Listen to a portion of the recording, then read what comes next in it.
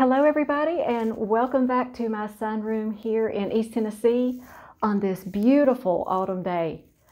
The foliage here has been gorgeous this year, and I love it because most of my orchids aren't in bloom yet, so the leaves give my sunroom lots of color. Today we're going to do a fun video, sharing thoughts and ideas type of a video, and I'd like to hear back from you on your experience with this topic as well. Today I'm going to be talking about what triggers a Phalenopsis orchid to bloom. Specifically, do temperature changes cause phals to spike?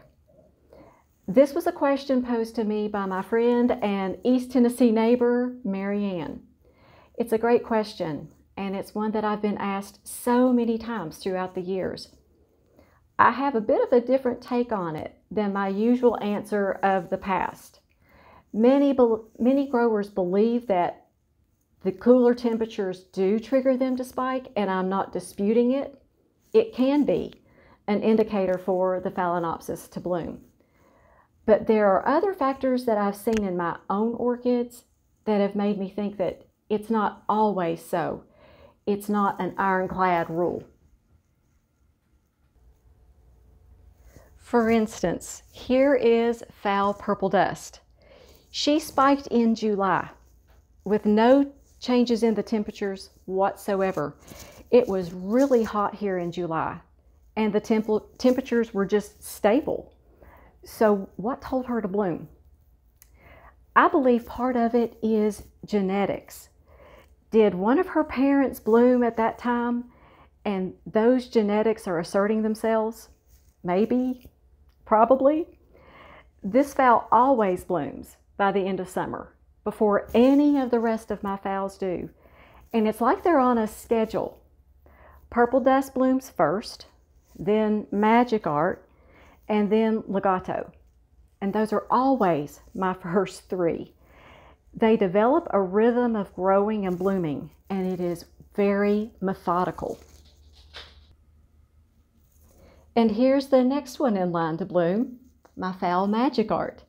She's just starting to bloom, and she bloomed exactly the same time last year.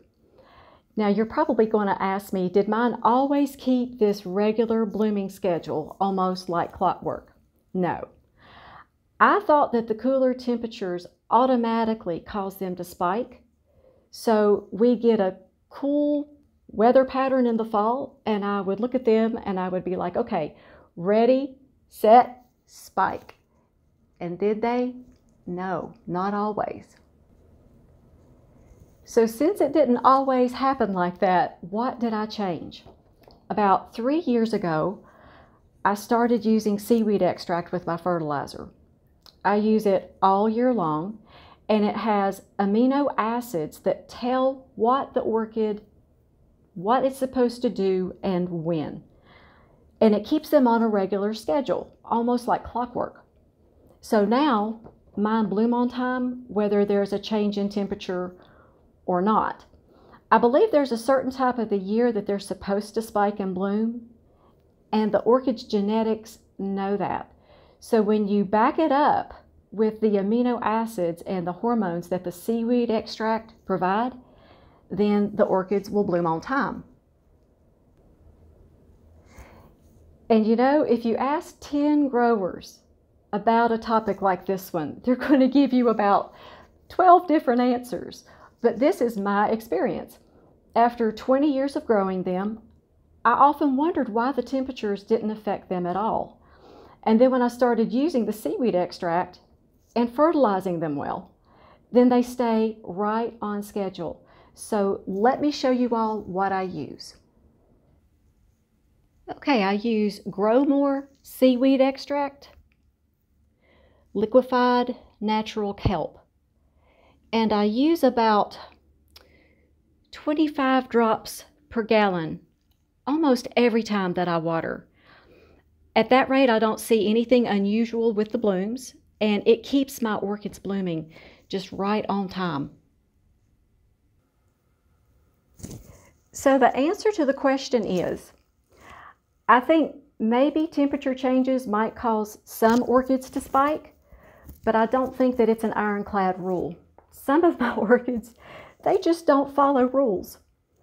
Some of them are just starting to spike. Some of my phals are about to set buds, and everything in between.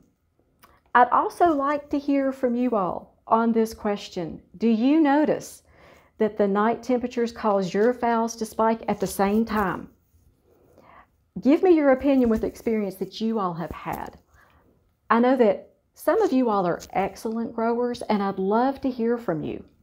So please also include in your comment what state or country you're from. There are a lot of people who like to read my comment section. I know I do. And you might say something that will help someone else, and I enjoy hearing from you all and your experience. And before I end this video, thank you to Mary Ann for the question and for the video idea. I hope this answered the question for you. And I'd love to say the blessing over everyone watching and your families. The Lord bless you and keep you. Make His face shine upon you and be gracious to you. The Lord turn His face towards you and your family and give you His shalom peace. You all make it a great day, and we'll see you next time.